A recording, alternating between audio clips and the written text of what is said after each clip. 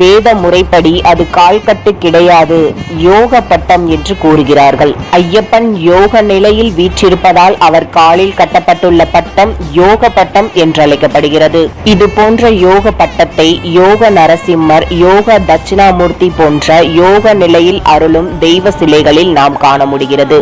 சபரிமலையில் யோக நிலையின் முக்கியத்துவத்தை உணர்த்தும் முகமாக சுவாமி ஐயப்பன் காட்சியளிக்கிறார். எதனால் என்றால் அது மகா யோக பீடமாகும். சுவாமி ஐயப்பன் அங்கு தவகோலத்தில் வீற்றிருக்கிறார். அதனால் தான் யோக பட்டம் அவரது கால்களில் கட்டப்பட்டுள்ளது. இந்த நிலையே ஹரிவராசனம் என்று அழைக்கப்படுகிறது. அதாவது 2 கால்களும் பின்புறமும் நிலத்தில் அழுந்தி இருக்க முதுகெலும்பை நேராக நிலைநிறுத்தி அமர்ந்திருக்கிறார் சுவாமி ஐயப்பன்.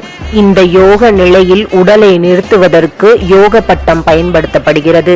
இதுவே ஐயப்பனின் கால்கள் கட்டப்பட்டதற்கான முறையான காரணமாகும்.